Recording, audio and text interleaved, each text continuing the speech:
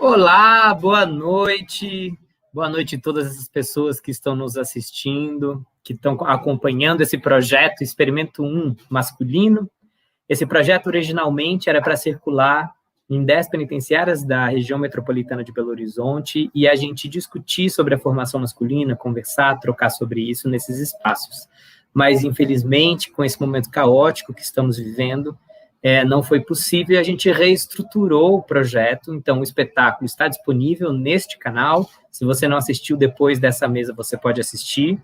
Se não está inscrito, se inscreva também, que isso ajuda a gente. E as outras ações paralelas são as 5 mesas que começaram no início de abril. Então, a gente teve uma mesa sobre gênero na infância. Semana depois, nós tivemos uma mesa sobre masculinidades, diálogos da forma de ser. E na semana passada, a gente teve uma mesa sobre o processo de criação do espetáculo, com as outras pessoas que colaboraram comigo nesse processo de criação. E hoje, a gente vai falar sobre o racismo no processo de encarceramento no Brasil, que a gente entende que esse é um tema fundamental para entender as estruturas que a gente vive hoje. E me apresentar. Eu sou o Cris Diniz, sou proponente do projeto.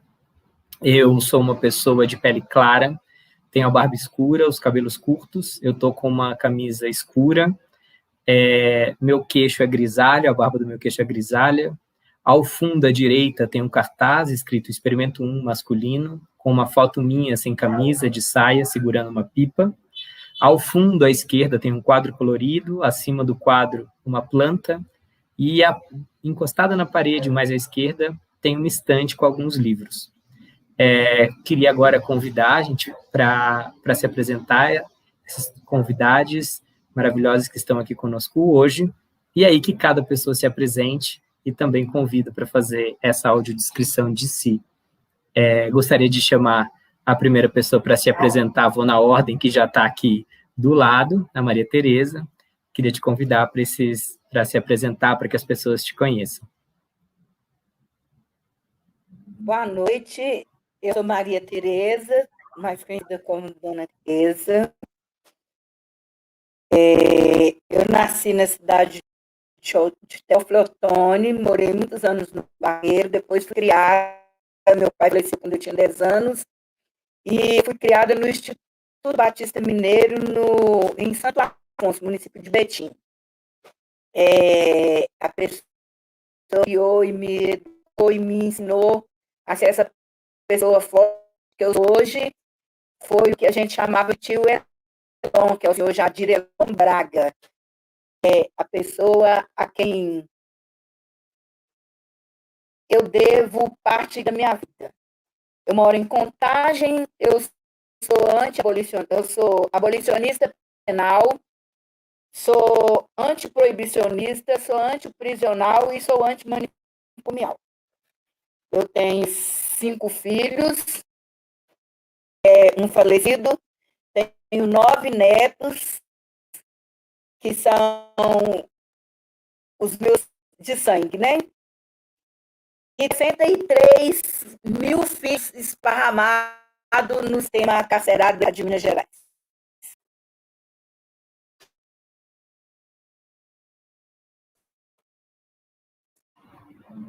Isso.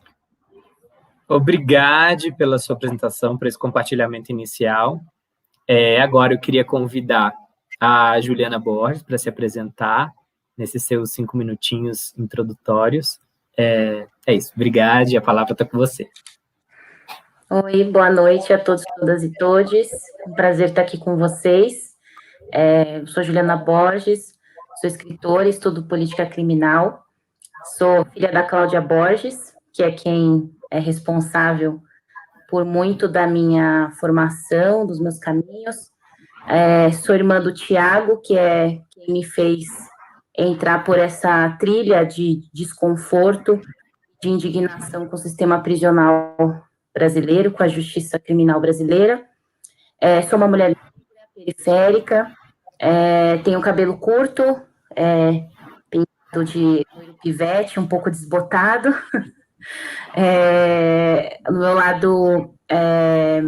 Do meu lado, acho que do meu lado esquerdo, né, mas não sei como tá aí no vídeo, tem um cartaz em amarelo com um tigre, um outro cartaz com uma mulher com um punho em riche, e do meu lado direito eu tenho algumas caixas, porque eu estou em processo de mudança, né? Assim como o Cris, eu gosto de tomar café, não sou mineira, mas adoro pão de queijo. Não vejo a hora dessa pandemia acabar para eu poder voltar para as Minas Gerais e poder estar nesse lugar que eu gosto tanto. É um prazer imenso estar aqui, principalmente com a dona Tereza, com o Walter, com a Andréia, com a Mari, que é o suporte do projeto, e com você, Cris, aqui, que tem essa peça é incrível. Eu assisti no dia do lançamento e estou super feliz de estar aqui com vocês. Obrigado. Eu me esqueço que tá lá e que as pessoas realmente estão vendo. Eu fico com um pouquinho de vergonha, na verdade. Não porque eu não acredite no trabalho, mas foi inesperado. Desculpa, agradeço muito, obrigado. Agora eu queria convidar, então, pela ordem ali, Walter, para você se apresentar nesses 5 minutinhos de abertura sobre você. A palavra está com você, obrigado. Boa noite, meu nome é Walter Udi, eu tenho a pele clara, sou calvo, sou um senhor de 65 anos, vovô, uso cavanhaque branco, estou no meu quarto aqui, com a cama atrás de mim. Sou professor da Faculdade de Educação do FMG, aposentado, mas trabalho como professor voluntário na EJA, no mestrado. Trabalho numa pesquisa de prevenção à AIDS com meninas trans, meninos gays, travestis, adolescentes e jovens na medicina, é um projeto financiado pela Organização Mundial de Saúde. Fui na década de 70, né, já que o assunto é sistema prisional, eu trabalhei na antiga FEBEM, né, quando era estudante, como instrutor, depois como psicólogo. Aí lutei contra aquele sistema e fui educador de rua. E venho nessa caminhada toda, discutindo essa questão, né? Trabalhei contra a violência infantil, sexual, né? Exploração sexual de criança. E em 2007, 2008, eu fiz uma pesquisa sobre a relação da masculinidade com a violência e o crime no sistema socioeducativo. E depois, 2013 a 2018, na PAC, Sistema Prisional, a PAC, foi quando eu conheci Dona Tereza, né? Tive essa honra de conhecer Dona Tereza, né? E então eu venho muito preocupado com essa questão de gênero, violência, masculinidade e a questão racial também, né? Então a visão assim interseccional, né? E também já fui preso em 1974 por causa de uma buchinha de maconha no carnaval, uma sacanagem, né? Hoje nem seria crime. Mas me deu um trabalho danado, porque eu fiquei 5 anos proibido de estudar e trabalhar, né? Foi uma dificuldade para entrar na universidade, né? Quer dizer, eu fui criminalizado, por pouco eu não virava bandido. Faltou pouquinha coisa, mas eu falei, não vou entrar nessa onda. Então, a minha história é essa, né? Eu sempre trabalhei com essa temática, isso sempre me incomodou, né? E é isso, é uma honra estar aqui ao lado de vocês, tá bom? Obrigado pelo convite. Muito obrigado também pela sua presença aqui, Walter, e pela sua apresentação. E agora eu queria convidar André de Jesus, muito obrigado pela sua participação aqui nessa mesa hoje. E é isso, a palavra está com você. Obrigado. Obrigada, Cris. Salve, salve, salve todos e todas. Obrigada, Cris, pelo convite, pela confiança. Quero também agradecer a Mari, que foi esse interlocutor aí desse processo. Eu sou André de Jesus, estou como deputada estadual, fui eleita pelo PSOL, e eu sou uma mulher negra, de pele escura. Estou usando um laço de um tecido africano, que tem sido uma identidade que eu tenho carregado. Eu estou sentada de frente a um altar que tem algumas imagens, como a imagem de São Francisco e a imagem de São Jorge. e com alguns livros atrás.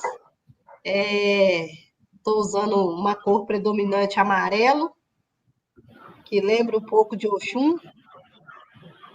E eu sou uma mulher que se formou politicamente, formou sujeito político nas lutas. Foi a luta por direito a estudar. Sou mãe de um rapaz de 23 anos, está fazendo 23 agora no final do mês. E eu moro na periferia aqui de Belo Horizonte, eu moro na região metropolitana, né? Moro em Ribeirão das Neves, uma cidade hoje que tem 7 presídios, e que acolhe a maioria de uma população negra, pobre, com pouco acesso.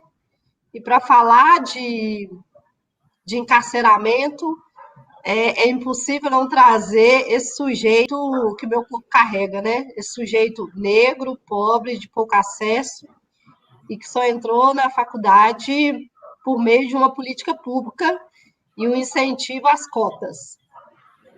Então, dizer que para superar o racismo precisa, sim, de ação do Estado, e é isso que eu acredito, e por isso hoje estou ocupando a institucionalidade, a palavra ocupar é importante, por acreditar que a gente também pode fazer mudanças na estrutura estando por dentro.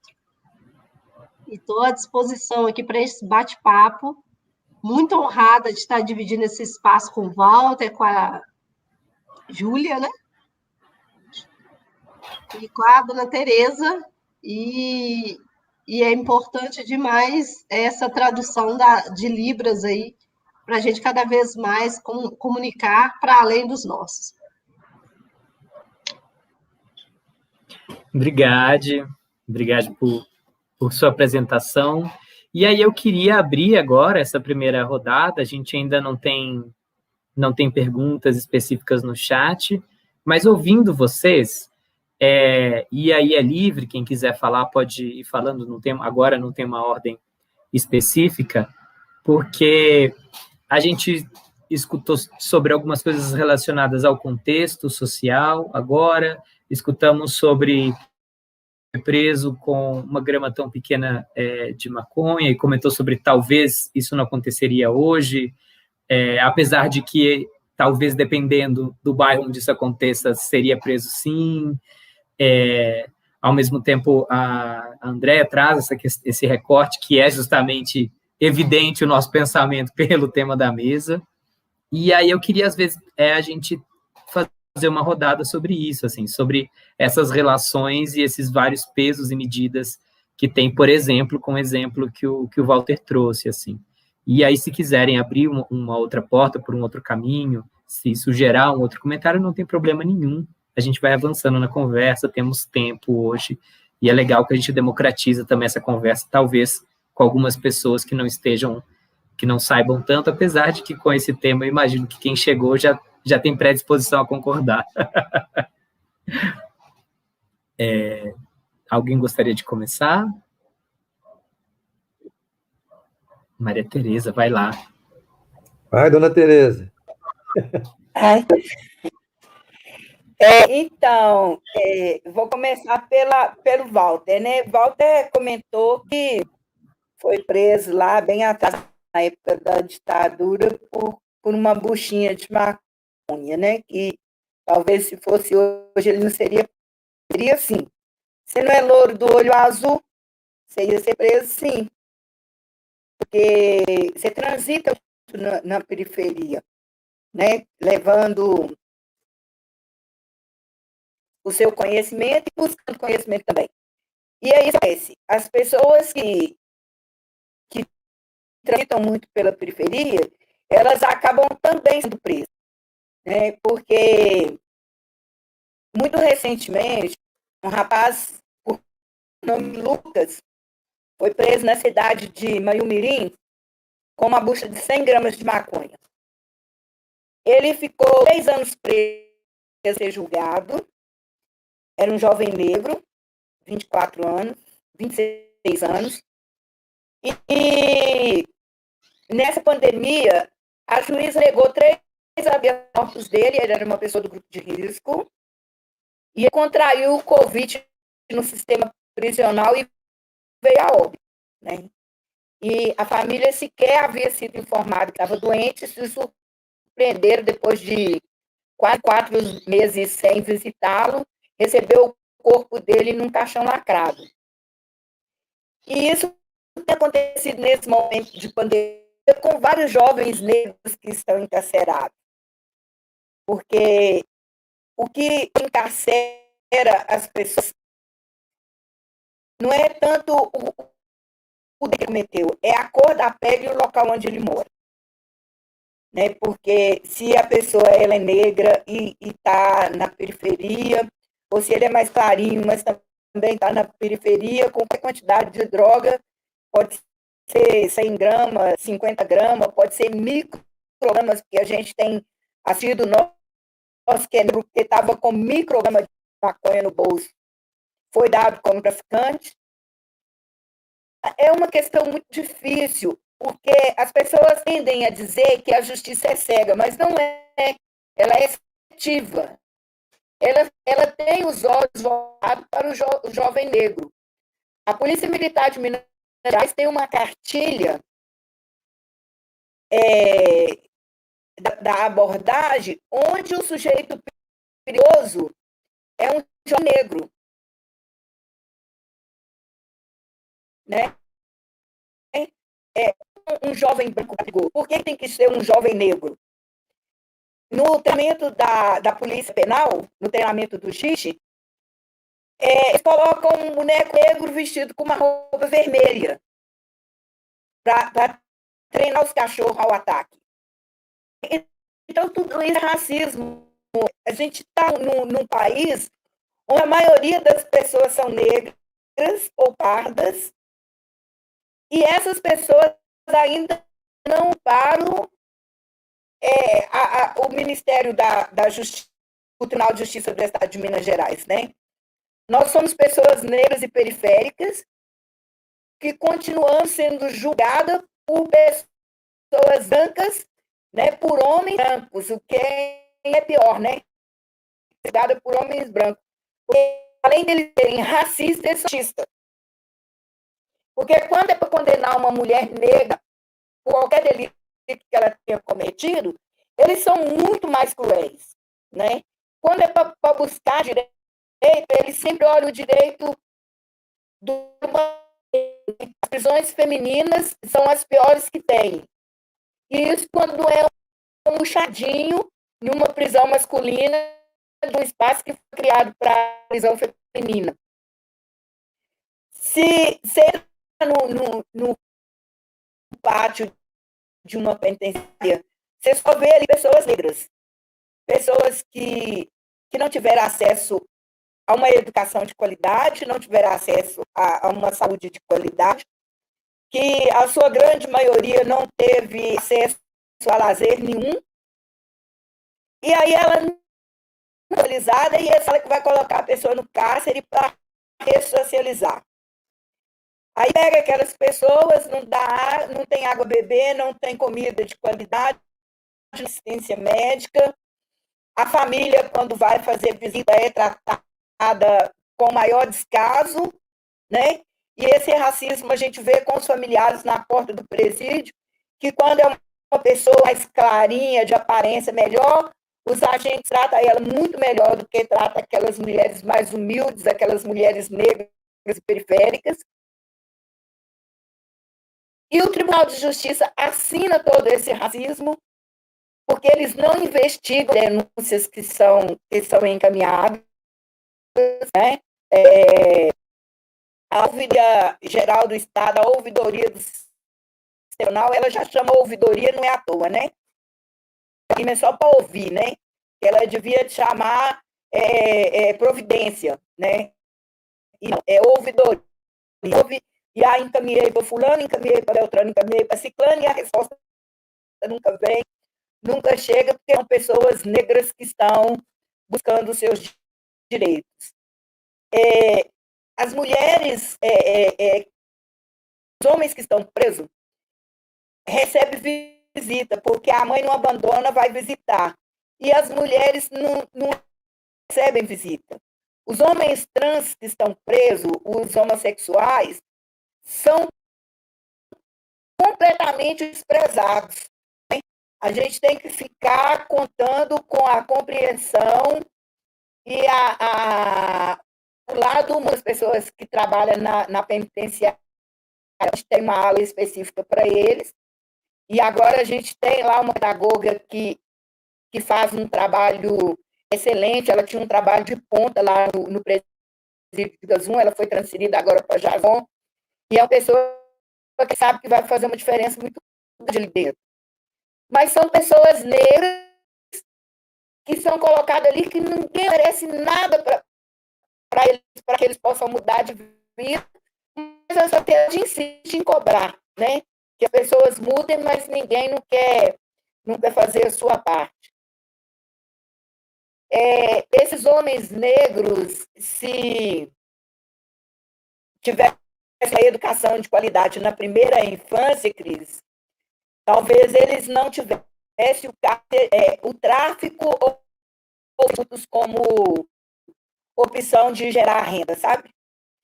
Porque se a pessoa ela estuda em uma escola boa, se ela tem uma formação, ela consegue chegar numa empresa e competir de igual para igual e fazer uma boa prova no exame de seleção e ser contratada, né?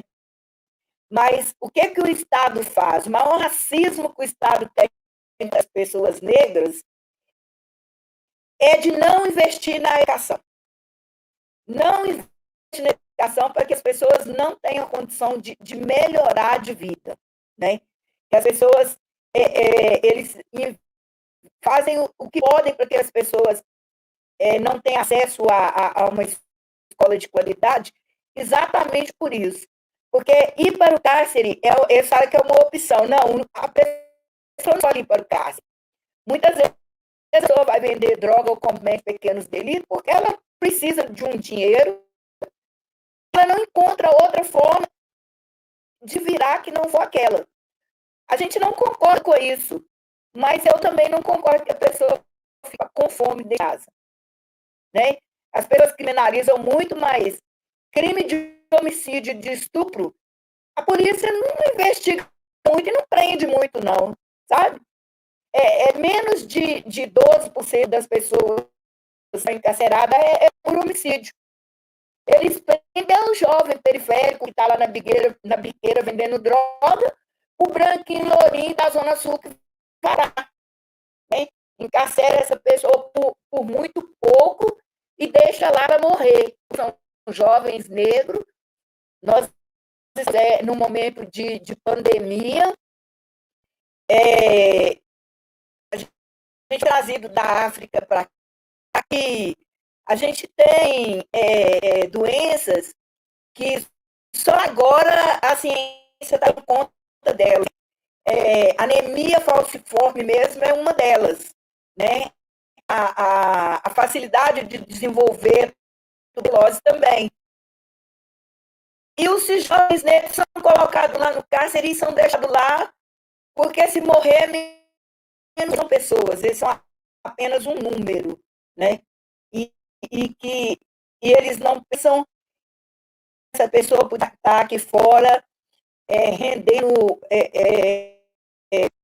imposto para o nosso país, melhorando a qualidade de vida dele e da família dele.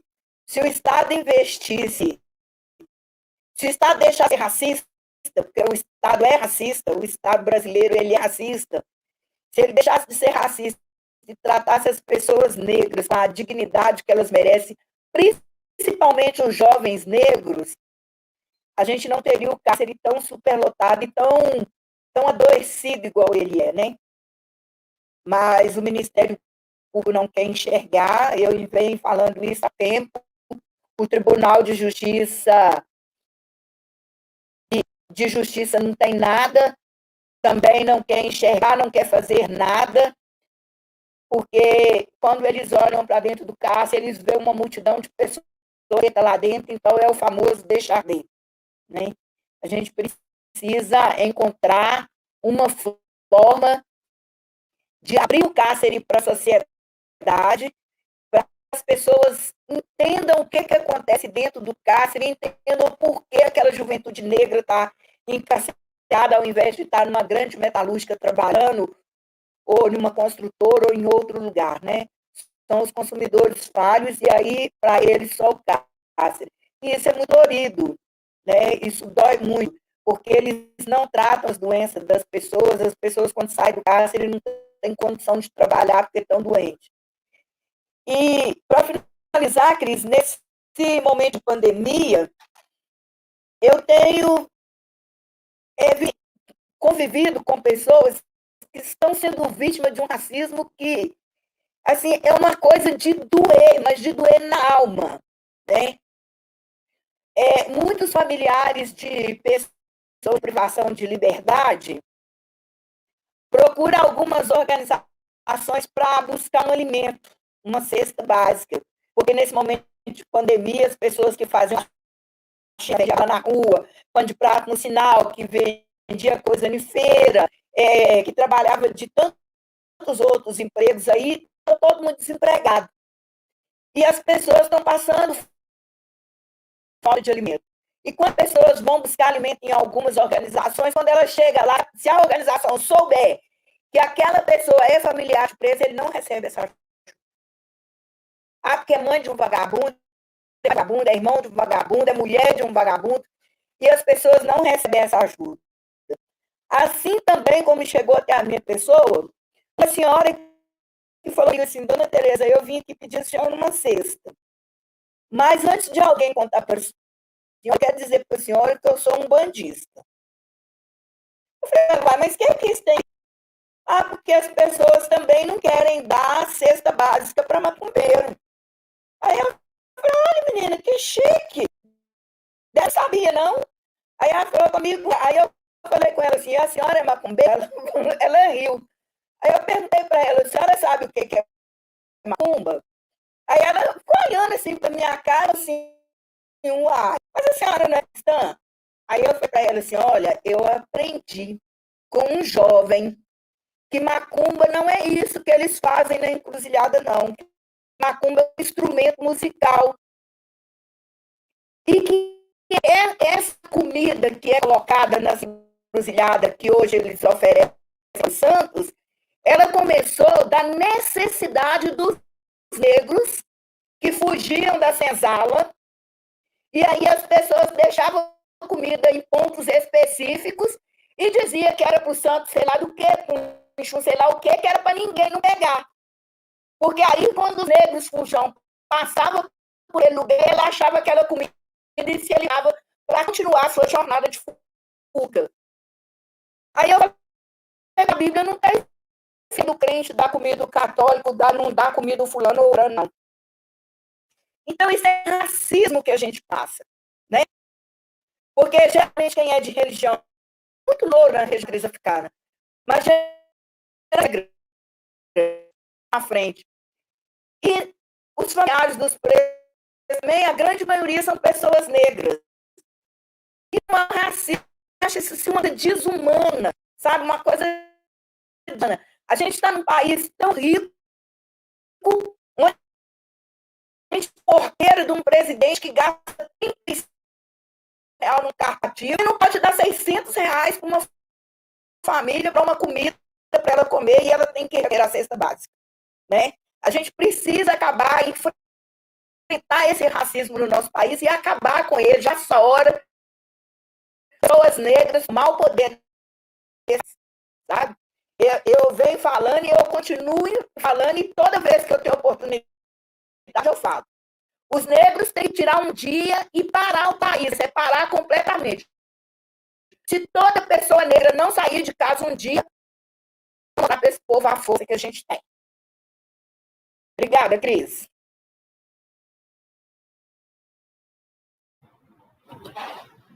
Eu que agradeço. Falhou um pouquinho, mas eu não quis interromper, porque é um privilégio te ouvir, e é sempre muito importante ampliar os olhares e as escutas. E no momento que eu fiz a pergunta, a André Jesus também tinha aberto o microfone. Eu queria perguntar se ela gostaria de falar agora, ou se... Eu estou tranquila, Sim. assim, se o Walter também... É só porque eu vi que a Maria Tereza, você Juliana... tinha aberto o microfone. Vai eu? É só porque eu vi que você e a dona... Não, porque você e a dona Tereza tinham aberto o Ao microfone, foi mesmo só por tempo, isso. foi Aí eu isso, vi, é. eu falei, Mas as eu duas fiquei querem morrendo falar. de medo mesmo de falar depois da dona Tereza e não ter mais assunto. Eu fiquei morrendo de medo. Respeitar aí a experiência e a trajetória de dona Tereza, assim, de quem não viu dizer, né, assim, acompanha diariamente o sistema prisional, o quanto ele é seletivo, doloroso, como família, como mãe e como mulher que cuida de outras mulheres, né? Mas eu ia trazer um outro ponto, eu fiquei até pensando o que eu poderia trazer, porque eu compartilhei um pouco da minha trajetória de militância ao lado da Dona Tereza, e algumas coisas aprendi com ela e outras fui apurando com o meu olhar, mas eu queria trazer, quando eu ouvi masculinidades ali, eu fiquei pensando da gente provocar também esse lugar da masculinidade tóxica, que empurra principalmente nossos adolescentes, nossos jovens negros, para ser um sujeito inimigo, né? E visto como inimigo, inimigo do capital, inimigo do patrimônio, né? Porque nunca teve, e o quanto a identidade desse sujeito também, construído socialmente, o leva para esse encarceramento. E aí eu andei pesquisando hoje, cheguei na Fiocruz, um artigo interessante falando de masculinidade tóxica, e falando de como esse sujeito, o homem, é criado socialmente para ser o sujeito viril, sem compaixão, que não demonstra dor, que não demonstra fraqueza, controlador.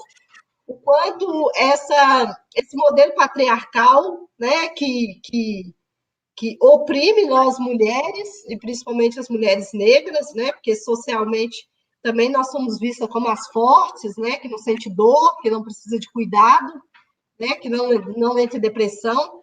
Mas o quanto esse modelo esperado pelos homens, e principalmente os homens negros, também leva esses indivíduos a criar uma série de rituais, né? De violência, de demarcação, e nesses ambientes em que a gente cresce e vive, com a ausência de tudo, e assiste a televisão o tempo todo te oferecendo o ter ao invés de ser, o quanto a gente também, os nossos homens crescem em ambientes escolares, em ambientes sociais, e que exige dele ser o sujeito do consumo, ser o sujeito que tem várias mulheres, que é hipersexualizado, né? Porque é um homem que não falha, que tem que garantir prazer o tempo todo.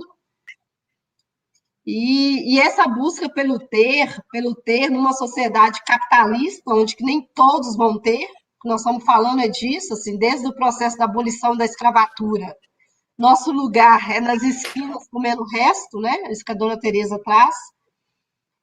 A sociedade, enquanto a sociedade capitalista, o racismo estrutural, estruturante, ele tem um papel, uma função, por isso que ele também não é derrubado, né? O que garante, o que naturaliza, mesmo estando morando em lugares mais abastados, o que é natural você ver as forças do Estado, né? As forças de segurança pública, tratando o jovem que está numa praça, divertindo, sempre é abordado pela polícia de forma extremamente violenta, né? E essa violência que esse jovem sofre cotidianamente, ela também é reproduzida nas quebradas, né? Nesse lugar onde que ele vive, onde há ausência de escola, ausência de tratamento de saúde, ausência de cultura, e aí eu quero entrar aqui no ponto tão importante que a gente fomos convidados para falar desse experimento, né, de levar a cultura e a arte, o teatro, para dentro de um sistema, né, dessas masmorras construídas pelo Estado para conter a pobreza, porque é isso que nós estamos falando quando a dona Tereza traz, mas também o professor Walter, falando da população em situação de rua, majoritariamente negra, quando a gente percebe o quanto a gente é expulso da educação formal, porque é uma educação também que quer enquadrar a gente no modelo europeu, no modelo em que a gente só serve para o trabalho braçal, é para ocupar a indústria, e hoje nem tem indústria mais e nem investimento, então nosso corpo é hoje um corpo que não tem valor capital, né? Não tem valor mais, não tem mais valia, porque se não tem mais indústria, se o capital é fictício, o papel do trabalhador braçal também hoje está sendo questionado, né? A uberização da vida também retira a gente do mercado de trabalho. Se é que a gente algum dia esteve, se eu passei boa parte da minha vida como empregada doméstica, e trazer um pouco disso, né? Ser empregada doméstica, aquele sujeito sem direitos, quase da família, parecia um animal de estimação, mas que não tinha direito à refeição nos horários certos, como os cachorros hoje têm, fez da gente sujeitos que considerados selvagens, violentos. Esse estereótipo serve para orientar a segurança pública, sempre nos perseguir como bicho, mas na verdade é porque nunca aceitou que a gente saísse da senzala. Criou-se outras estratégias de contenção desses corpos que não é para estar em espaço público, que a nossa música, a forma de dançar e de ocupar os espaços, a nossa cultura é sempre criminalizado. E aí a gente, um homem negro, criado nessa sociedade que impõe a ele um padrão socialmente esperado, né, do homem que não demonstra fraqueza, mas que é provedor da comunidade, provedor, empurra também ele para um processo de criminalização daquilo que a lei de drogas contribuiu muito, né, desde que ela foi promulgada, né? Se pega a lei de drogas, um dos artigos lá que chama muita atenção são os artigos que descreve a conduta do criminoso. Porque a lei de drogas era para separar quem é consumidor de quem é traficante. Só que o que a dona Teresa disse, né? O que separa o que é consumidor e traficante é a cor da pele e o lugar onde ele vive. A mesma quantidade de drogas encontrada no bolso de um jovem de classe média que mora de cor clara, né? Filho de alguém com sobrenome chique, ele é tratado diferente dentro do sistema prisional, se é que passa pelo sistema prisional, porque raramente o policial vai abordá-lo. Em compensação, o jovem é abordado com qualquer quantidade de substância que o próprio policial diz que se era ou não droga, porque geralmente nem passa por exames, né, para detectar se é droga mesmo. Esse mesmo jovem abordado nas ruas é sempre procurado uma forma de criminalizar para ele não ocupar a rua. E a lei de drogas aumentou muito o encarceramento, né? E um dos artigos que descreve a conduta só descreve, se a gente fiz um exercício, acho que no espaço de algumas palestras que eu já participei, fecha os olhos e quando você pensa em chocolate, fala plantar, colher, embalar, guardar, carregar, trazer consigo, vender, oferecer. Eu não vejo nesses verbos senão a conduta que está sendo criminalizada aí é o trabalho. É a força de trabalho desse sujeito que está sendo ali dedicada por uma substância que algumas pessoas determinaram que era ilícita, mas que é consumida amplamente, principalmente entre pessoas de classe média, de diversas profissões, né? Assim, não se trata, não é a população pobre e negra que é mais consumidora de substâncias alucinógenas. Não é. Mas é ela que vende, ela que embala, ela que pesa, ela que fica horas nas esquinas vigiando, guardando, carregando, pesando. Isso são tudo verbos de trabalho, né? Então, além de criminalizar a pobreza, porque não tem emprego para todo mundo e não haverá, não se iluda no sistema capitalista.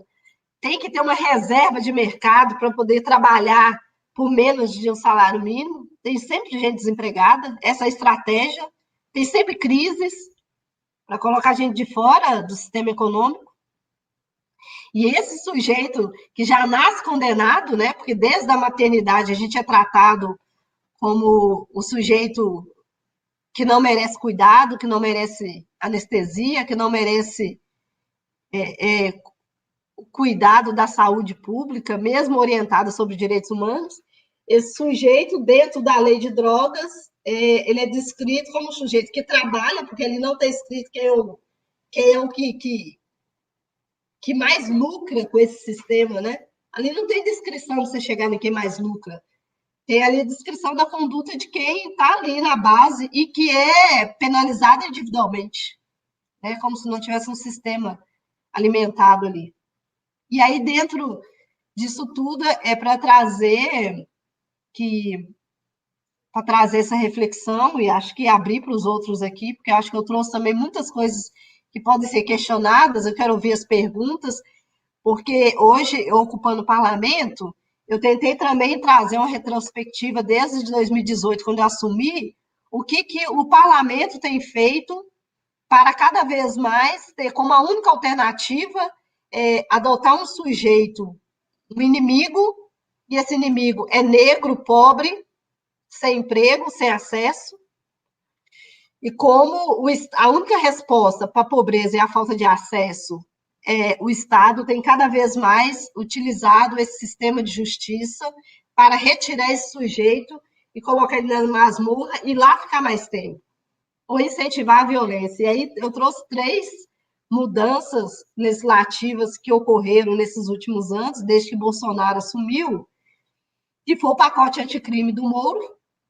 né, que aumentou a pena, uma pena máxima de 30 foi para 40 anos, e ainda prevê uma série de outras aumento de repressão de quem já sofre a condenação desde o dia que nasce, que passa principalmente em reconhecer como crime ou aumento de pena aquele sujeito que oferece substâncias ilícitas para policiais que estão ali à paisana ou policiais que estão ali quer dizer, fazendo investigação a paisana. Então, assim, o quanto esse lugar que a gente ocupa hoje, que são minoria, também reforça o estereótipo do sujeito perigoso, do sujeito que corrompe a corporação, é o sujeito que corrompe o policial bom, e quanto a resposta é sempre mais militarização da vida. Militarização do cotidiano. E quanto esses militares também têm ocupado esse espaço para escrever leis, escrever regras que cada vez mais atendem o interesse de um Estado de repressão e não um Estado que pretende distribuir renda. E aí é o pacote anti-Moro, mas também a gente agora vê o quanto eles têm atacado o Estatuto das Armas, que deveria ser o Estatuto do Desarmamento, retirar as armas, mas pelo contrário, né, vem incentivando cada vez mais aqueles que podem comprar e aqueles que vão fazer o uso da força individualmente para a proteção do patrimônio. Porque quando o Bolsonaro incentiva o consumo de armas, ele também define quem é o sujeito que vai viver. Porque quem consome arma legalmente e coleciona arma são aqueles que estão defendendo os grandes latifundiários, os grileiros, aqueles que têm o poder nesse país. Enquanto a gente não fizer reforma agrária, nós sabemos também quem está sob controle e quem determina quem vai ser preso e quem vai ser criminalizado. Então, essa é um pouco da minha contribuição. E aí, por último, acho que ainda vou falar aqui, que eu não sei se eu volto, o papel das artes dentro do sistema prisional, o papel do teatro. Eu comecei falando de como o sujeito desenvolve ritos de violência, né? De demarcação, de poder, isso está muito associado ao patriarcado, a separar a razão e a subjetividade do sujeito, e a arte e o teatro é esse lugar que eu aposto como essa capacidade do sujeito se reencontrar, né? Se rever, ter contato com outras formas de se manifestar diante dessas imposições sociais, políticas, econômicas, que também impede, muitas vezes, a gente ver o quanto a gente contribui com essa máquina que impõe a gente uma reprodução da violência e do racismo. E quando a gente tem dificuldade de muitas vezes enxergar isso, que o sistema de justiça é um sistema de reprodução do racismo. E a gente não vai superar o racismo impondo ainda mais um sistema de repressão que só recai sobre um sujeito que historicamente é penalizado. Então, o teatro experimental negro, ele vem nesse sentido de colocar o negro na cena e possibilitar da gente experimentar outros papéis. E quando a gente experimenta outros papéis como protagonista, a gente também se liberta, se revê, e aí eu acredito muito na cultura como forma de cura, e o teatro, principalmente, né? A cena do teatro oprimido, do teatro experimental negro, do teatro das artes, que permite a gente construir outros cenários. Vamos juntos fazer isso aí, porque eu acredito no ser humano. Eu sou abolicionista porque eu acredito no ser humano. É isso. Estou à disposição. Obrigado. Nossa, cada fala uma aula maravilhosa. Queria saber se Juliana ou Walter quer fazer algum comentário específico, ou se a gente avança, conversa, ou se o que Dona Tereza e André de Jesus falaram tem algo que vocês gostariam de comentar. Se não, eu avançaria. Vai lá, Walter, fica à vontade. Eu posso falar? Pode, fica à Bom, vontade. Então, na minha trajetória e também nas pesquisas, né, eu sempre fiquei muito incomodado com a situação como homem hétero cis, né? Por que 93% da população carcerária é masculina, né? Por que um homem brasileiro vive 9 anos menos que a mulher, né? Só 30% da população brasileira masculina chega na minha idade, né? Por que um homem mata mais e morre mais, né? E por que também, é claro, como a dona Tereza falou, a Andréia falou, 80% da população carcerária é negra e parda, né? E por que esses 80% negros e pardos têm no máximo a 8ª série, e aí vem a baixa qualificação profissional, né? Então, pesquisando a masculinidade tóxica, né, que essa masculinidade tóxica que a Andréia falou, eu fui na raiz do pensamento ocidental, né, que é o pensamento colonial, né, patriarcal, que veio da Grécia, né, lá de Platão, que sistematizou isso, essa loucura que quem tem razão, é dotado de razão, é o homem masculino, né, dono de terra. A mulher, o escravo, a criança só tem corpo, né? A criança, a mulher e o escravo são animais, e quem é dotado de superioridade, nobreza, né, é o homem masculino branco europeu, né? Então, essa divisão corpo e mente, né, que quem é dotado de razão é o homem, e a mulher e o escravo, a criança só tem corpo, né? Quem é superior é o homem patriarcal, veio da Europa. E esse pensamento atravessou todo o pensamento ocidental, e na modernidade, ali no século XVII, né, se inventou que existe negro, existe branco e indígena, indiano, né? Antes não existia isso, existia o Yorubá, o Nagô, o Jeje, o Benguela, ou o Caeté, o Tupinambá, o Krenak, ou o ariano, o francês, ou o espanhol. Então, o Fanon que fala muito disso. Quando inventaram que tem branco e negro e indígena, colocaram o branco como superior, o masculino, né, o homem, né, o patriarcal. E os outros são tratados como animais, né? E como que essa ideologia tem tanta força que no século XIX a França e a Inglaterra dominaram 80% do planeta. Sabe o que é isso? um paizinho daquele tamanho da França, da Inglaterra, dominar, com essa conversa, com essa mentira, com esse fake, que branco é superior, que a religião do negro é do capeta, que a religião indígena é do capeta, quer dizer, esse etnocídio, esse genocídio, né? Esse epistemicídio, né? E as universidades da América, chamada América, né, que eles inventaram a América e o Brasil, entraram nessa onda, né, que quem tem pensamento superior são os europeus. Então, se você quer ser acadêmico, você tem que estudar as teorias da Europa, né? Porque o negro, o indígena, não tem conhecimento. Mas isso é uma mentira, né? Porque o candomblé foi citado aí pela Andrea, ele tem fundamento, ele tem filosofia, ele tem uma cosmologia até muito mais avançada que o pensamento europeu, porque o candomblé, eu sou capoeirista, e na capoeira tem candomblé, a cultura africana, a cultura indígena, não separa a natureza da cultura, não separa a espiritualidade do conhecimento, não separa o coletivo do pessoal, tudo acontece junto, né? O coletivo que é importante. E é o pensamento colonial europeu, ele é individualista, ele é competitivo. Então, o capitalismo, né, que cresceu do século XVII, XVIII para cá, ele deu continuidade à colonização.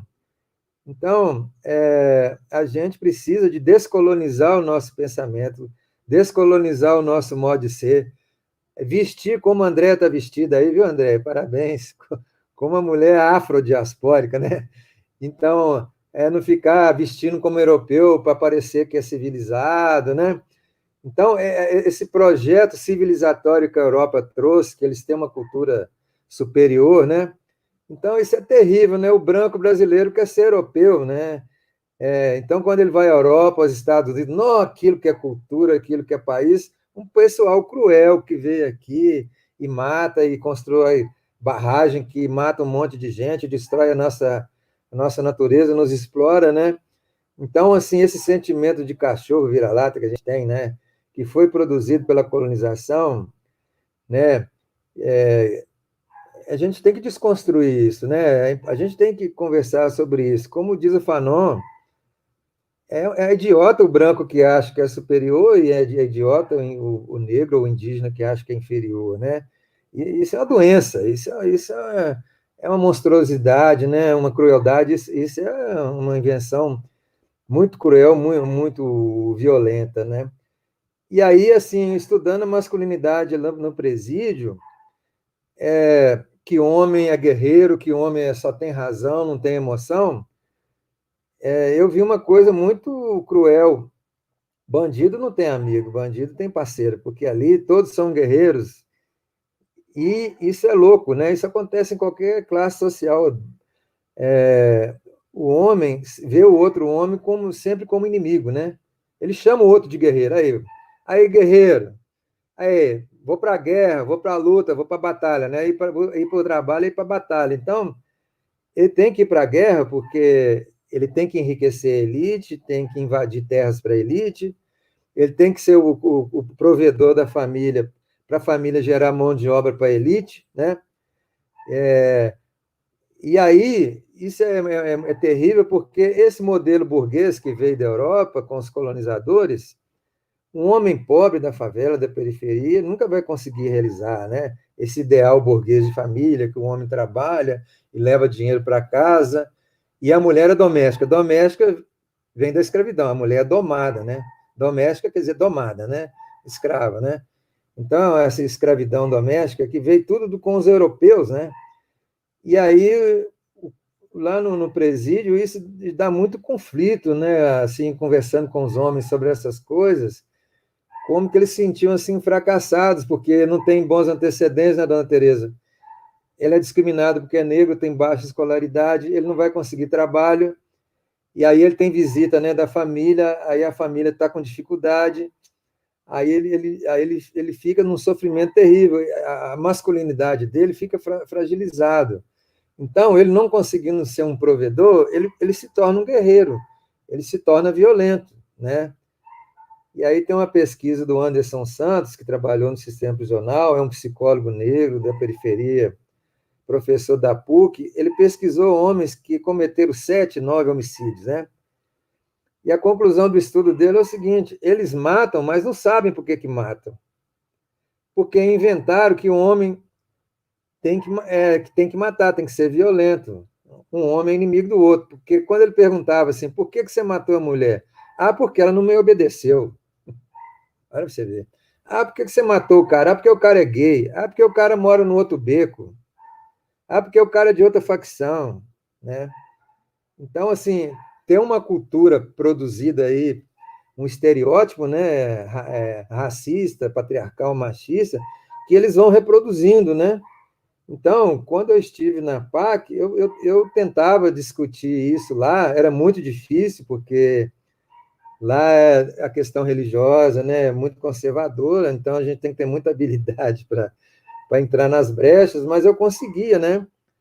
E, eles nunca tinham oportunidade de refletir sobre isso, né? Por exemplo, na visão machista patriarcal, o homem não fala, o homem dá porrada, o homem não tem afeto, né? Então, quando você faz uma roda de conversa com homem, principalmente homem da periferia, mas também de classe média, média alta, eles não falam, né? Porque inventou que quem fala é a mulher. Então, a gente que é educador, né, até você mostrar para eles que a fala é um instrumento para resolver conflito, né, para dialogar, né, que aí ele entender essa armadilha toda que foi criada pelo mundo colonial, né, ocidental, e pelo capitalismo, né, é uma luta. Então, eu acho que a gente precisa muito discutir isso, essas questões de gênero, masculinidade, essas questões raciais, né, que é tudo entrelaçado, né, a questão de classe, gênero, sexualidade, raça, né, questão étnico-racial, e eu vejo assim, sabe, eu acho que é muito importante a gente dialogar sobre isso, porque não se fala sobre gênero, sexualidade, masculinidade é muito menos, né? E eu acho que a gente precisa, porque isso cria adoecimento, né? Que cria sofrimento, né?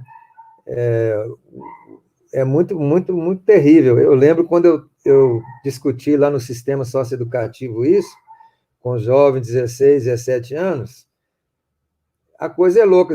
Lá no CEIP, né, que é o Centro de Internação Provisória ali no Horto, é louco. Tem rituais lá, né, são códigos masculinos, códigos viris. Se o menino sentasse na mesa para almoçar e não falasse bom dia, boa noite, ele era morto, entendeu? Se o menino olhasse para o prato do outro, querendo a carne no prato, ou alguma coisa do prato do outro, ele tinha um duelo, né? Ele tinha um duelo, tinha morte, né? No presídio, se você olhar para a esposa de um preso, para a irmã, para a mãe, você morre, porque você está lidando ali com guerreiros, né? É um ethos guerreiro, né? É uma guerra, um ódio assim que foi produzido esse estereótipo. E eles vão reproduzindo, vão matando, vão morrendo, né? E acham que com isso eles estão sendo viris, né? Então, assim, é uma doença, é uma loucura isso, sabe? Esse monstro ocidental que tem muitos tentáculos, né? Que está cometendo esse genocídio, né? E a doutrina da periculosidade, né? Que foi criada aí em 1930, 40, aqui no Brasil, ela é baseada nesse pensamento colonial, que o negro é perigoso, porque ele é um animal, ele é selvagem, o pardo, o descendente de indígena, quem é fino, educado, que tem disciplina é o branco, né, o rico e tal. Então, assim, a gente tem que discutir essa hierarquia, né, essa dicotomia, essas separações que alimentam, né, esse sistema capitalista, esse colonialismo, esse patriarcalismo, né? Então, é isso que eu tenho procurado discutir, né? E a questão racial, como a dona Tereza falou, é terrível, né? Eu estou trabalhando com menina trans, com travestis, assim, a menina trans negra, ela sofre muito mais violência, né? Aí, quem discute gênero hoje fala da passabilidade, né? A passabilidade. Então, a menina trans branca, ela tem muito mais oportunidade de conseguir um trabalho, de estudar, do que uma menina periférica, preta, trans, né? Que é massacrada, que é morta, né? Que o país que mais mata travestis e mulheres trans é o Brasil, né? Por que esse ódio da mulher trans? Porque ela quer aparecer como mulher, algo que é inferior. Então, gente, é uma loucura, é uma doença, né? Nós vivemos num mundo adoecido, né? E o Frantz Fanon, ele preocupava muito com a saúde mental do negro, né? Porque ele era um psiquiatra negro, né? Foi um dos fundadores da luta antirracista e a saúde mental do branco também está dançada, né? Ninguém discute isso, né? Por isso que eu acho que lives como essa são muito importantes para todos nós, independente da cor da pele, mas a gente tem que discutir o racismo, quem morre mais, a gente sabe, são as pessoas negras, né? Um jovem negro tem 4 vezes mais chance de morrer do que um jovem branco, né? É uma crueldade, uma maldade que a gente não pode naturalizar. Então, é essas coisas que eu tenho procurado discutir, pesquisar, né? E queria compartilhar com vocês. Agora vamos ouvir nossa colega Juliana também, né, Juliana? Fica à vontade, Juliano. Se você quiser que eu faça a minha intervenção e você fale depois, se você já quiser falar, fica à vontade. Volta te jogou na fogueira aí. Num bom sentido, né? Não é que eu tô aqui só ouvindo e aprendendo e fazendo muitas relações, assim, com as coisas que eu tenho estudado, com as coisas que eu tenho vivido também, né, como uma mulher negra da periferia. Eu acho que, na verdade, era mais dialogar, assim, com as falas, né, que foram feitas. Então, eu particularmente, eu participo de um projeto que discute periferias, relações nas periferias, e teve uma questão que a Andréa trouxe na fala dela, que eu achei muito interessante, que dialoga com o que a gente vem discutindo há mais de um ano, né?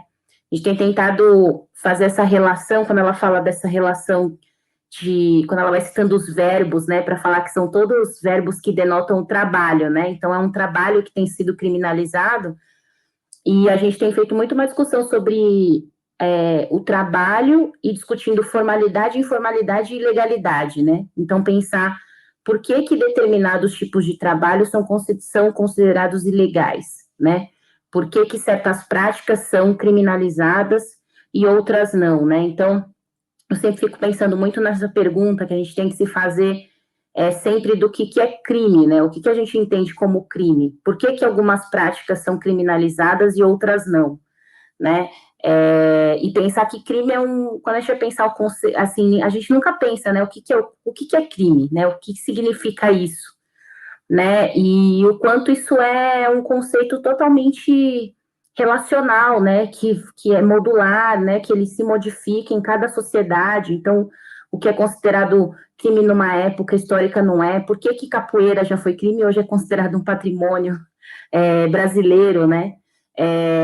Porque existe esse intento de criminalizar uma parcela da população, né? Então, acho que ter isso, pensando isso é muito importante. E aí, acho que comentar também essa questão do quanto a gente tem uma sociedade altamente punitiva, porque a gente tem uma sociedade que é baseada na distinção, né? Para determinar essas desigualdades, né? Então, a gente vai pensar assim, os países que mais encarceram no mundo, todos eles, os 4 primeiros, né? Então, Estados Unidos, China, Brasil, Rússia, são países que têm um histórico de relação com a escravização e com a servidão muito forte, né? Então, vão ser sociedades altamente punitivas, hierárquicas, né? E que vão trabalhar essa distinção, né? Você precisa se distinguir do outro para que você mantenha um status, né? Então, e dessa negatividade do outro. Para você se distinguir do outro, você faz isso pela negação do outro, pela negação da existência do outro, né? Então, você vai defender que esse outro seja mais punido ainda, né? Então, a gente é uma sociedade muito baseada nessa ideia de tudo se resolve com vamos resolver isso com mais uma lei, né, com mais punição, né, com mais prisão, né, e a gente tem visto que isso não para quem, eu também sou abolicionista penal, então às vezes em debates eu falo assim, para você que defende prisão, me explica se está funcionando esse mecanismo que você está defendendo, né, um mecanismo que não está funcionando, porque quem defende prisão fala que defende como um espaço de ressocialização.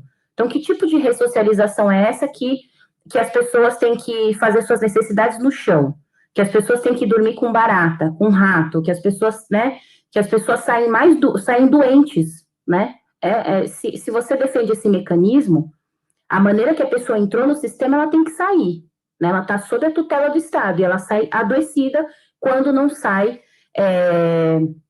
sem vida, né? Que foi o caso que a dona Tereza relatou para a gente, né? De um jovem que a família ficou 4 meses sem informação, e quando teve informação, era informação de que estava enterrando, né, esse jovem. Então, mesmo para quem defende esse sistema, que eu não vou falar que é irracional, porque eu acho que ele é muito bem montado, né? Eu lembro que há uns anos atrás eu participava de um debate com um companheiro da pastoral carcerária, e eu falei que era uma estratégia falida. Ele falou, não é falida, não, é uma estratégia de sucesso, porque ela existe para nos criminalizar, né? Ela existe para nos exterminar.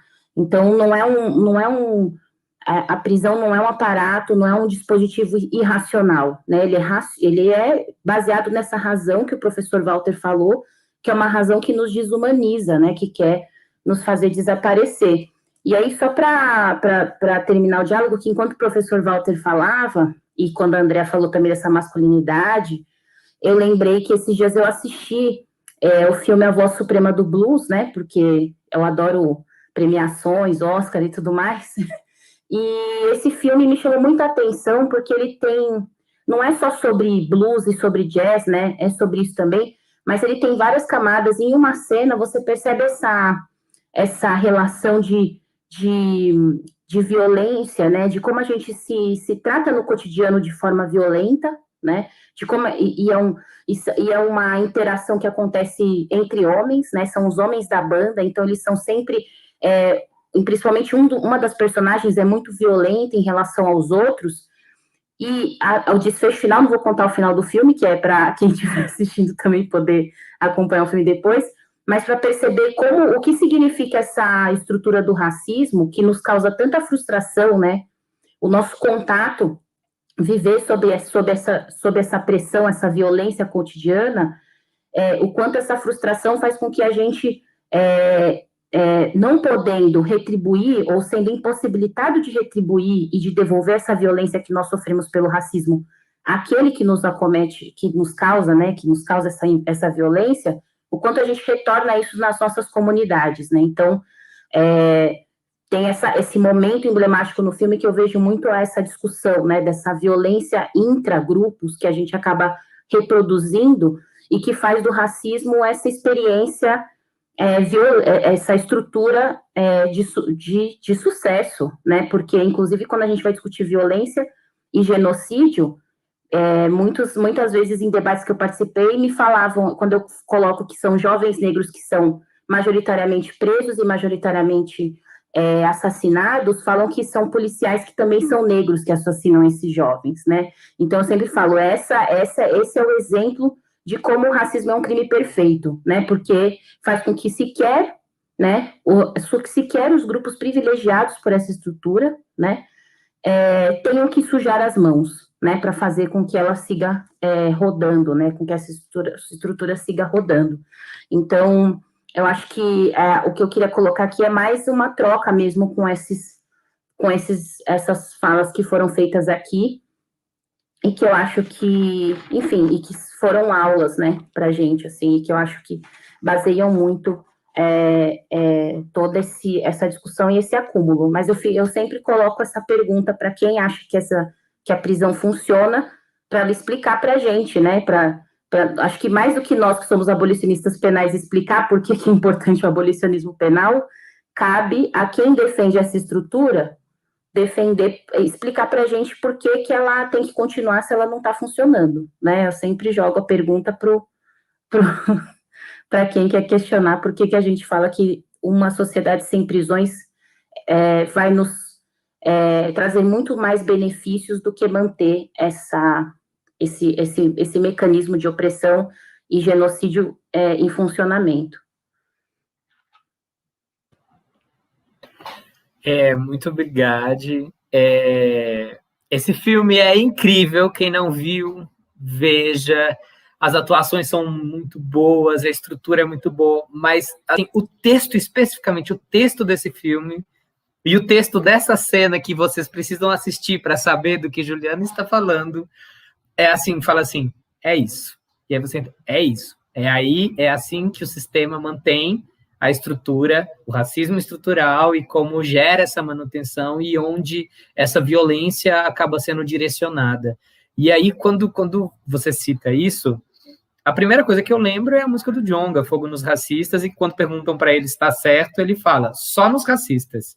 E aí quem tá entrevistando fica meio sem reação, ele fala, não, só nos racistas. E aí a pessoa fica sem saber como reagir, porque como ela vai se colocar? Como alguém que talvez mereça ser ateada de fogo ou não?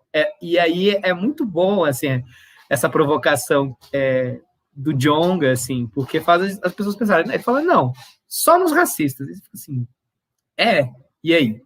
E aí eu fico ouvindo vocês, eu fui fazendo algumas relações, porque quando a gente fala da perspectiva histórica e o processo de colonização, que é algo que a gente está muito longe de se libertar, porque a gente ainda chama o continente onde a gente vive de América, ou seja, a gente continua evidenciando um processo de colonização, mantendo o nome de onde a gente vive, de quem fez esse processo. Então, chamarmos onde vivemos de América é muito complicado, assim.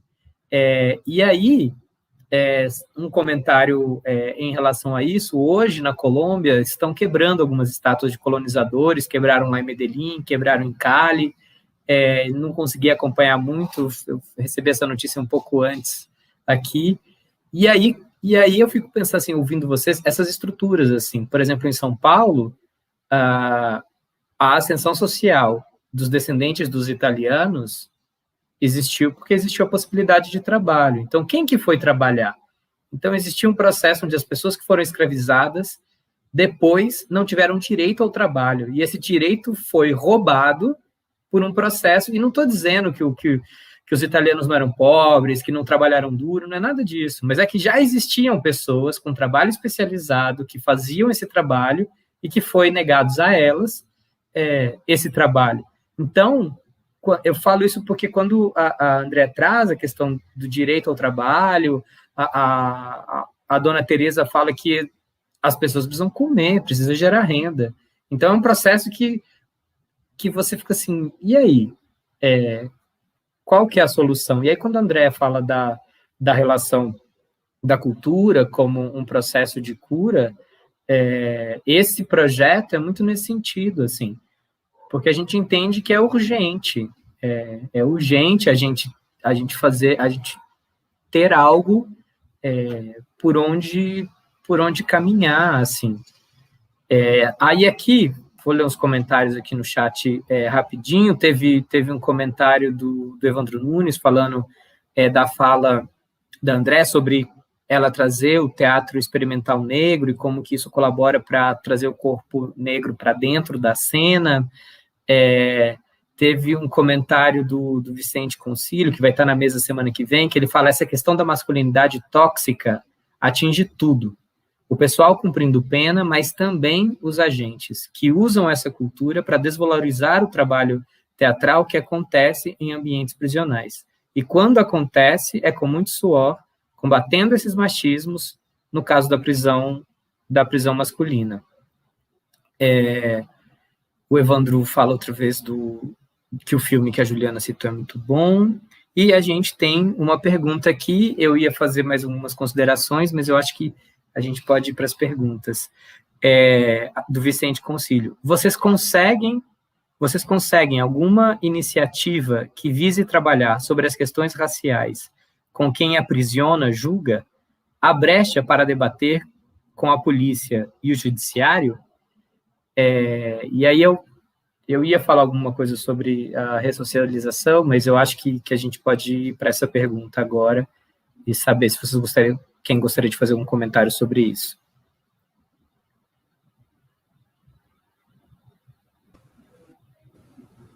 Olha, Pode ir, Walter, à muito vontade. difícil, né?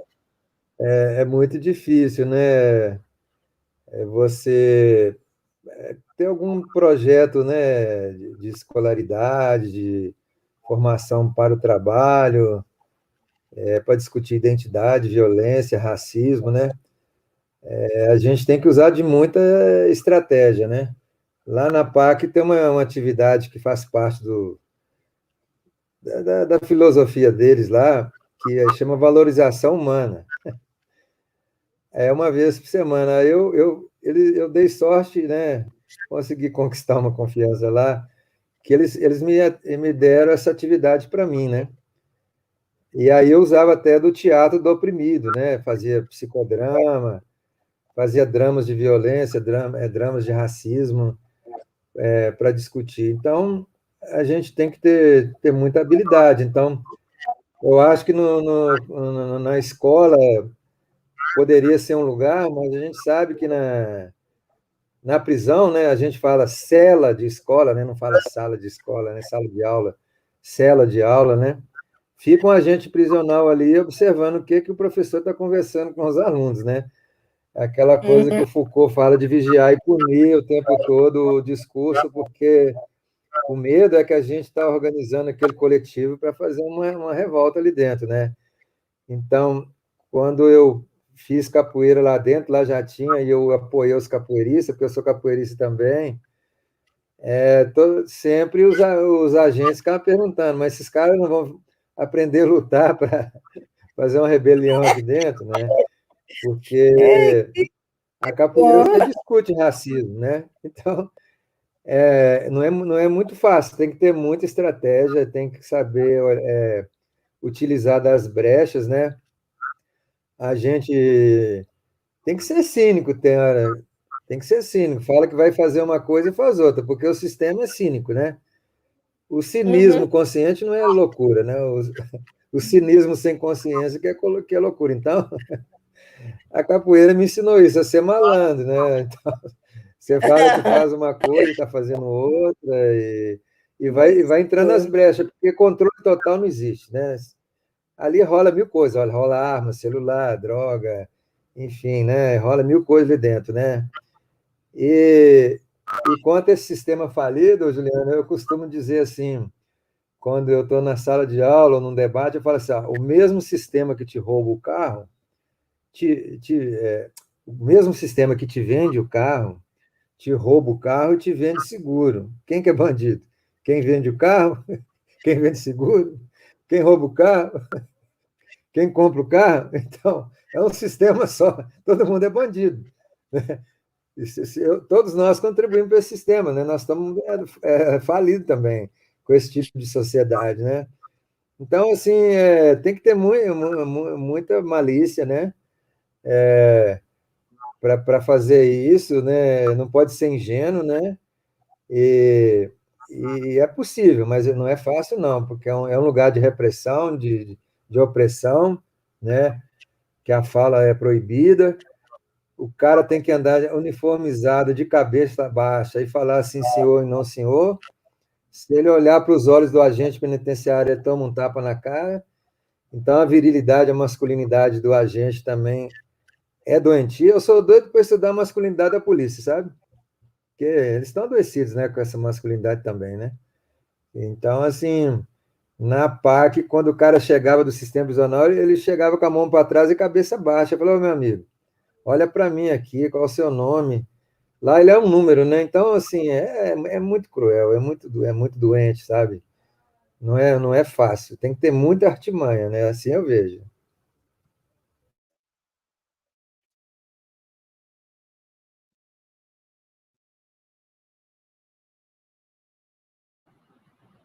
Você se mutou, acho que sem querer, Walter. Será que você não terminou? Alô? Terminei. Pode ser, pode ser. Ah, você terminou? Desculpa. A gente não termina, não. Eu parei, né? Porque a gente não conclui nada, que é muito complexo. Mas Não, antes parei só de por passar aqui, a palavra, antes de passar a palavra para vocês, isso que o Walter traz foi uma coisa que a gente pensou, de que o processo e a conversa sobre a formação masculina não seria só para as pessoas que estão internas lá, mas para todas as pessoas que trabalham ali. E aí, quando a gente adaptou para esse formato, a Marilene falou, vamos convidar também os agentes. E aí, teve um dos lugares que eu fui enviar uma agência de corregedoria, assim, que os policiais que receberam falaram assim, mas você vai convidar para teatro, para coisa assim? Não, porque era um espaço de corregedoria da polícia e uma pessoa com quem eu conversei entendia que esses policiais que estavam em processo ali dentro, que estavam presos, como uma coisa absurda eu querer que essas pessoas tenham acesso ao teatro, que tenham, que conversem sobre formação masculina, e eu fiquei muito, muito sem entender, assim, porque foi uma recepção assim, não, tem tanto lugar legal na polícia para você levar, você vai trazer para cá? Eu falei, sim, eu quero que todo mundo dialogue sobre isso, né? Porque, enfim, as condutas que levam também um policial para o cárcere também perpassa por várias questões do que a gente está discutindo aqui, mas foi muito essa relação dessa masculinidade tóxica e como o olhar de que a ação punitiva é o que gera alguma reinserção, ao invés de pensar que não, que se a gente levar teatro, se a gente conversar sobre formação masculina, se a gente conversar sobre outras estruturas que geram esses problemas, talvez aí seja um caminho, assim, mas, e aí respondendo um pouco o Vicente, comentando o que o Walter falou, assim, é muito, são os meus primeiros contatos com esses processos e para mim foi um pouco chocante alguns primeiros contatos, mas ao mesmo tempo a gente recebeu contato espontâneo de socioeducativo, querendo interagir, querendo levar ações do projeto, então é muito doido, assim, como que por alguns caminhos, às vezes, a coisa está super aberta e pessoas querendo, mas por outros, assim, rola uma freada, assim, inesperada em um lugar que você não esperava. Enfim, mas agora eu abro de novo a palavra para vocês. Eu vi que a dona Maria Tereza abriu o microfone, acho que você gostaria de falar, então, palavra com você. Ô, Cris, eu estava aqui me lembrando porque que teatro ele não é muito bem-vindo, ele não é muito aceito no sistema prisional, né? Porque o teatro, uma peça geral, ela tem o poder de fazer a pessoa pensar. A pessoa que assiste uma peça, ela consegue se ver naquilo e ela consegue pensar. Né? E dentro do sistema prisional, há um não querer, né, de que as pessoas pensem. Lá para meados de 2008, 2009, não estou muito sei o ano, a faculdade de Dom Helder fazia uma intervenção penitenciária de João Pinto,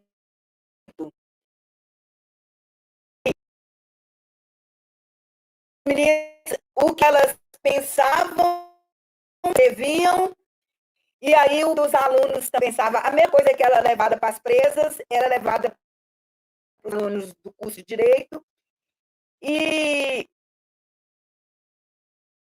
ele tinha determinado tempo, chamava sala de cinema, lembrei, chamava sala de cinema. E passava um filme, passava uma peça que tivesse, e levava as pessoas a pensar. E aí, o que eles fizeram? Ele não custa nada para os corpos públicos, né? Era tipo uma pesquisa, não é? Que comparava o que pensava aquelas pessoas negras, periféricas e mulheres que estavam enceradas e o que pensavam os alunos do curso de Direito. Aí, o que eles fizeram? arrumar uma liminar na justiça que proibia fazer a cela de cinema dentro da unidade prisional. Proibir a entrada dos alunos, do vídeo de todo mundo. Qual foi a nossa surpresa? Quando, meses depois, eles estavam pagando, na época, R$ 80.000 para uma pessoa aí dentro do carro fazer o que a gente fazia de graça, que nos proibiram de fazer. Porque quando o teatro chega nas unidades prisionais, geralmente é de algum projeto, de alguma iniciativa particular, né, que quer levar um pouco de, vamos assim dizer, um pouco de ação, conhecimento para os presos, por isso que não é bem-vindo. E vou dizer, de uma peça recente, acho que ela está até em cartaz ainda, que chama Banho de Sol. As mulheres as coordenadoras dessa peça, fizeram um experiência dessa mesma unidade da Estevão Pinto. Em uma das apresentações de uma peça teatral, as presas se emocionaram e choraram. De alguma forma, elas se identificaram com o personagem da peça. As meninas foram proibidas de entrar na unidade prisional para continuar o trabalho porque elas choraram. Porque elas assistiram uma peça e se emocionaram. Não puderam mais fazer o trabalho lá dentro da unidade prisional, elas enviaram uma peça que levou para apresentar no centro, acho que é Centro Cultural do Banco do Brasil, na Praça da Liberdade. E aí eu fui convidada para ir assistir. Quando eu cheguei lá, estava só ele, só a madame.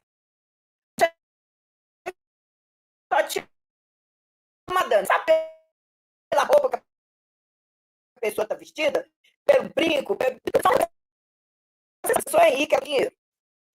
E quando aquelas mulheres, que também são pessoas ricas, bem colocadas financeiramente, pessoas conhecidas da sociedade mineira, relatavam o fato que elas viviam dentro de uma unidade prisional, onde elas levaram um botilhar com as presas. E o povo não pôde entrar porque tinha uma cobertura de chocolate. Isso levava as mulheres assim, a lágrimas. Então, eles não permitem que se faça um teatro bacana dentro da unidade prisional, não dá essa abertura para as pessoas irem teatro para dentro das unidades prisionais. Exatamente porque eles não querem que as pessoas se sintam pessoas. As pessoas que estão ali dentro, elas são... As pessoas que estão ali dentro, elas como sujeito de lamentável de racismo. E a Juliana falou aí do filme. Tem uma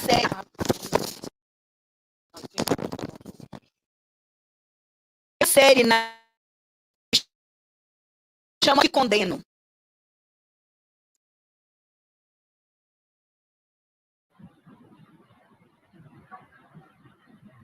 Maria Tereza, acho que ela caiu.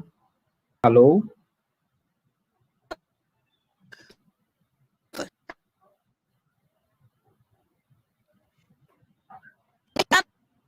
Para dizer melhor para as pessoas entender a seletividade da justiça.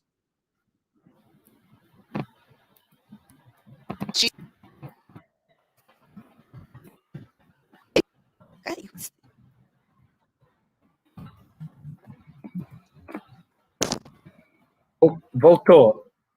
Esse finalzinho a gente perdeu. Se a senhora puder repetir outra vez, só para a gente não perder sua fala. Ou daqui a pouco também, quando estabilizar um pouco. Alô?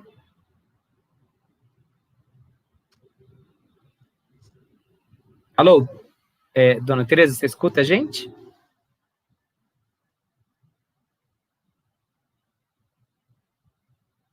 Bom, daqui a pouco, então, daqui a pouco, então, a senhora Oi, retorna Cris. aqui, a gente... Oi, sim. Não, é só porque a gente perdeu o finalzinho do que você falou, falhou aqui.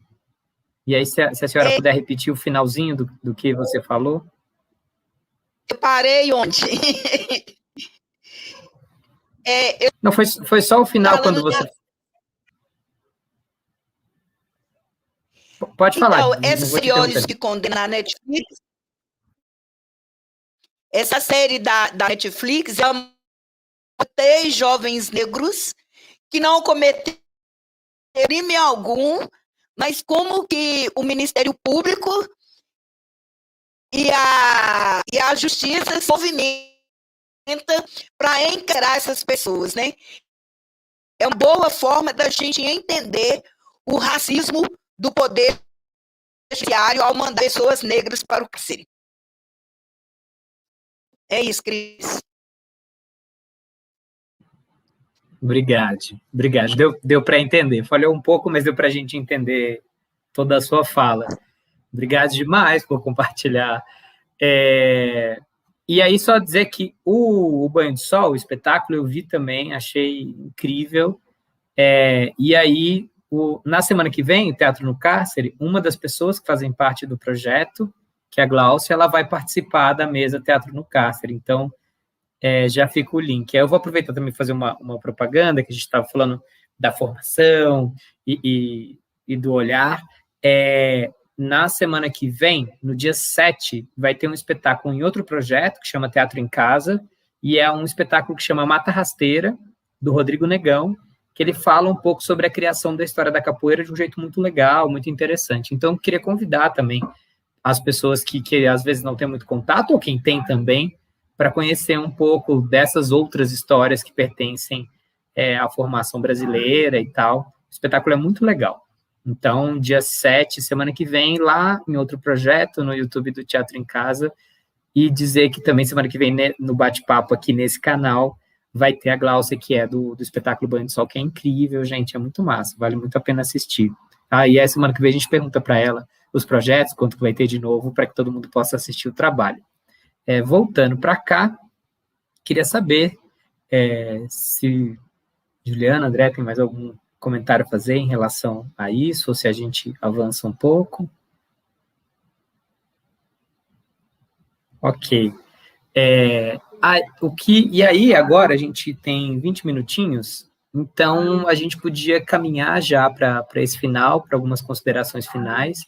E aí, nessas considerações, eu queria, talvez, se for possível, a gente citar ou identificar alguma ação específica que tenha existido, um projeto, algo assim, para que as pessoas também saibam que estão assistindo e que elas possam contribuir com esse projeto de alguma forma, ou fortalecer, ou fazendo doação, ou com trabalho, ou pensamento, ou que saibam que existam, porque existem muitos projetos que são feitos dentro do socioeducativo, dentro dos processos de reinserção social, e que muitas vezes a gente nem conhece, assim, inclusive para que a gente visibilize, para que existam mais, para que mais unidades desse chamado sistema prisional também absorvam cada vez mais ações dentro do socioeducativo, assim. Só citar um ou outro, e para as pessoas conhecerem, e é isso aí, deixar a palavra com vocês para as considerações finais de vocês, e aí, se a gente puder ser, assim, curtinho, objetivo, para a gente conseguir finalizar essa mesa dentro do tempo. Quem não está inscrito no canal, se inscreva, aciona o sininho aí. Bom, é isso. Abra a palavra, não tem ordem definida, fiquem à vontade. Obrigado.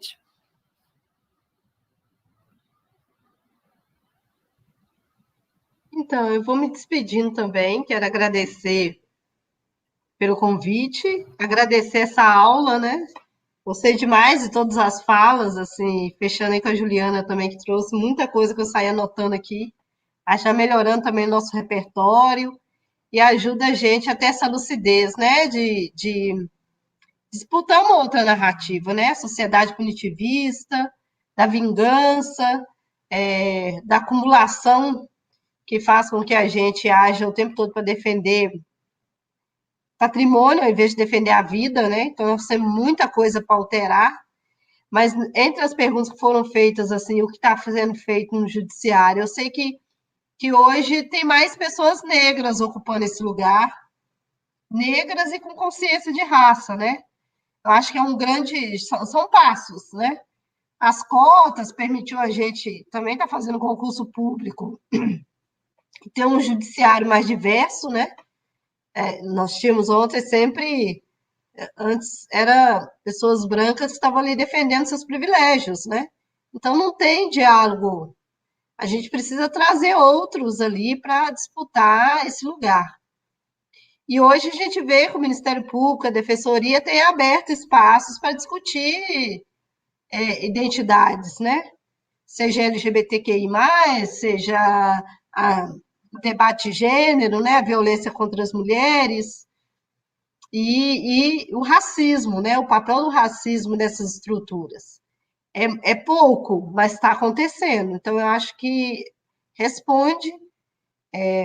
Nós também já tivemos o entendimento de cultura como coisa de elite, né? E nós estamos discutindo agora experiências de cultura em territórios que a gente não imaginava antes, né? Dentro do sistema prisional, entre negros e negras. Então, a gente tem avançado. Eu acredito que a sociedade tem muito que avançar ainda, mas estamos dando alguns passos. Aí, esse passo também de estar aqui sendo convocada para discutir processos culturais libertadores, né, da educação popular, também aquece o coração, né? Nesse momento que estamos todo mundo muito sufocados, né? Estamos morrendo por falta de oxigênio. Então, também, esse sopro de esperança é também um passo importante. Ocupar as redes para falar de agenda propositiva, agendas positivas, né? Menos morte, mais vida. A gente sabe que não é fácil ser livre, mas nós queremos cada vez mais romper com essas correntes aí. E quanto mais a gente se mexe, a gente percebe que as correntes ainda estão presentes. Obrigada, estou à disposição da Comissão de Direitos Humanos, como presidenta, e acompanhando toda qualquer denúncia de violação de direitos humanos, seja para os agentes penitenciários, pela polícia, que também está sofrendo várias violências, inclusive de saúde mental, a gente sabe disso. A corporação nega, mas a gente sabe. Então, estou à disposição. Muito obrigada.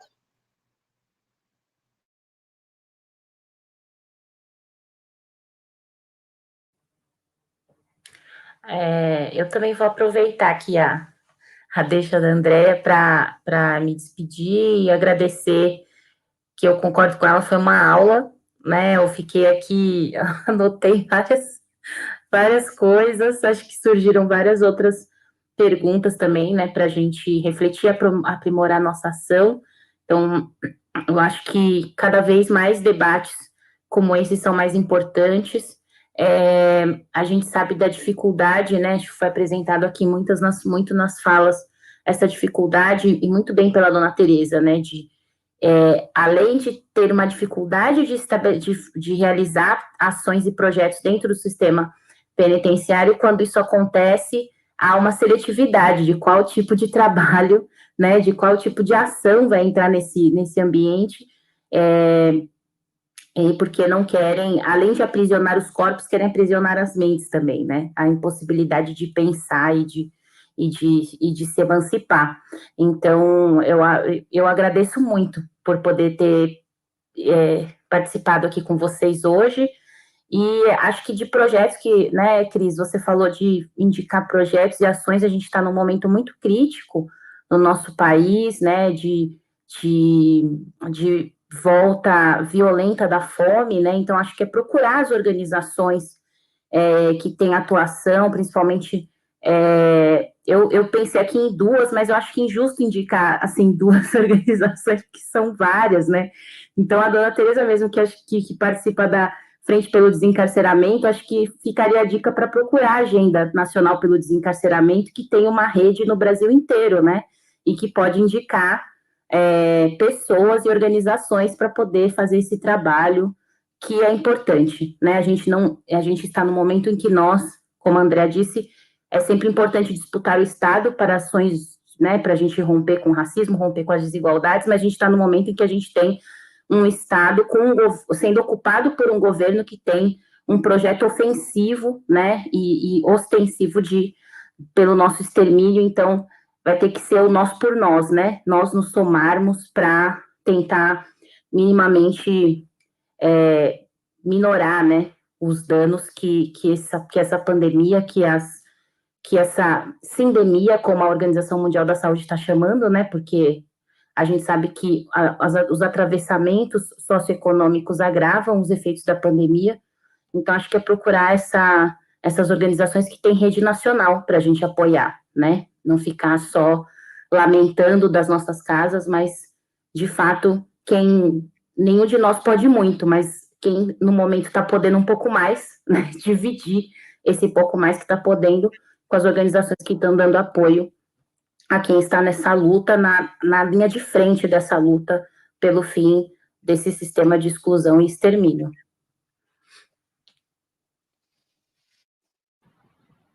Obrigado. Oi, Cris. Oi, Vai lá. Cris. Oi, todo mundo. Então, gostaria muito, Cris, de agradecer, né? Agradecer todo mundo que ficou. Agradecer todo mundo que ficou aí até agora nos ouvindo, né? É um bate-papo super importante, né? A gente precisa dialogar muito para a gente encontrar uma saída para tudo isso, né? Para todos esses problemas.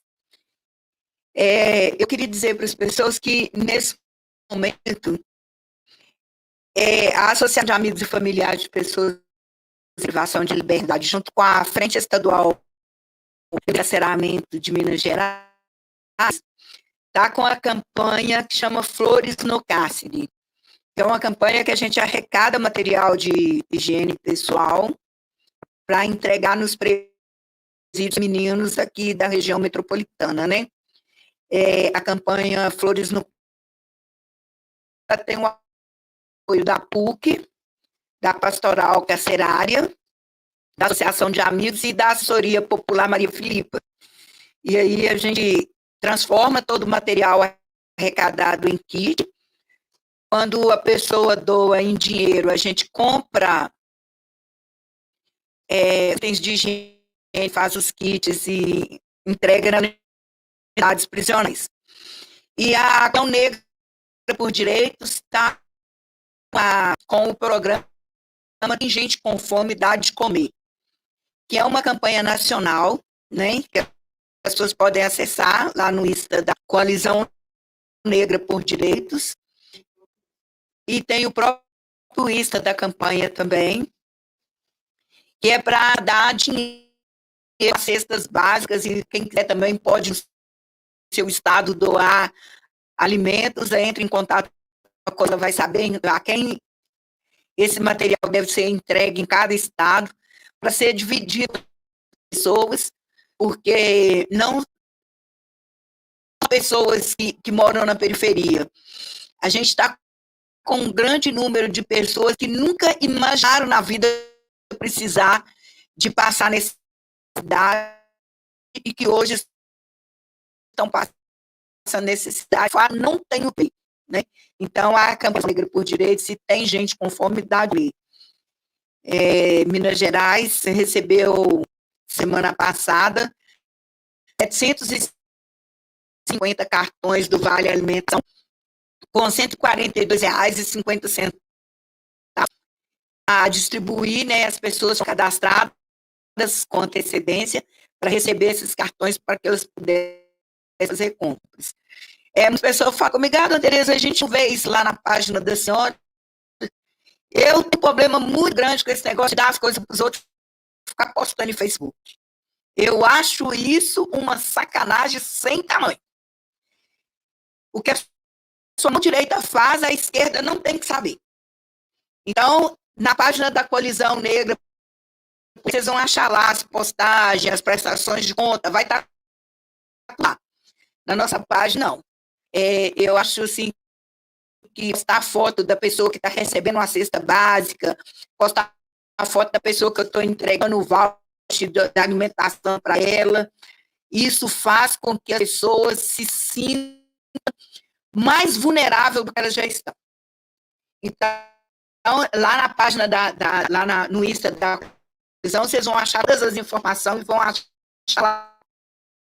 Então, as pessoas foi feita uma prestação de conta, foi feita uma propaganda com vários artistas que abriram a campanha, alguns artistas falaram em algum programa. Então, quem puder ajudar, que tiver por aí, lembra, gente com fome, dá de comer. Obrigado, Cris, obrigado a todo mundo. Obrigado, agora volte suas considerações finais. Se quiser também, fica à vontade. Eu quero agradecer também a oportunidade de discutir esse assunto, né, que é tão ocultado, né, invisibilizado, e vocês colocarem em pauta, né, uma questão histórica mesmo, de séculos, né, de violência, e o racismo é um problema de todos nós, né, de todas as cores, de todas as classes, que é uma coisa que tem que ser desconstruída, tem que discutir com todas as pessoas, né, de forma aberta, crítica, para desconstruir, né, esse modelo tão violento, tão desigual, né, que nos faz tão mal, né, que nos adoece a todos e todes, né, e achei muito boa a discussão, a pauta, né, de levantar essa questão, de dar voz, né, a mulheres negras, né, que vivem isso na pele, no seu lugar de moradia, no seu território, e trazer isso, né, e eu que estou preocupado na questão da masculinidade, né, que se conversa pouco sobre isso,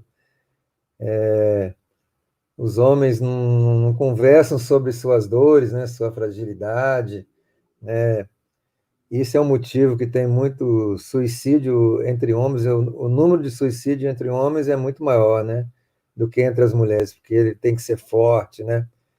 Inclusive, Cris, você falou dos agentes penitenciários, eu fui no encontro em São Paulo sobre suicídio de agentes penitenciários, né, é altíssimo, né, altíssimo, né, em 3 meses morreram quase 19 de suicídio, muito alcoolismo, muita depressão, sabe? Feminicídio, então é uma coisa e não se conversa sobre isso, né? Um agente uma vez falou assim, o preso ele é mais visto do que eu que estou aqui dentro, né? Ninguém me vê, então assim são questões que a gente precisa colocar em pauta, né? Tornar visíveis para a gente desconstruir esse modelo aí colonial, patriarcal, capitalista, né, tão genocida e tão cruel, né? Muito obrigado, parabéns. Foi a honra muito, muito grande estar junto com a Juliana, a Andréia, Dona Tereza, né? A Dona Tereza é a nossa ídola aí, né? Muito obrigado mesmo, viu, Cris? Parabéns aí pela iniciativa, tá bom?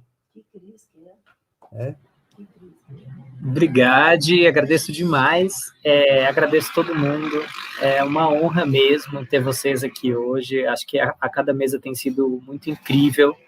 Queria convidar todo mundo que está assistindo, que não viu o espetáculo, ele discute justamente a formação masculina, o suicídio, na época que foi criado, 78% era masculino, é um dado que eu uso no espetáculo, que demonstra que essa estrutura patriarcal está adoecida e mata, inclusive, quem teoricamente usufruiria, ou seja, não é boa essa estrutura.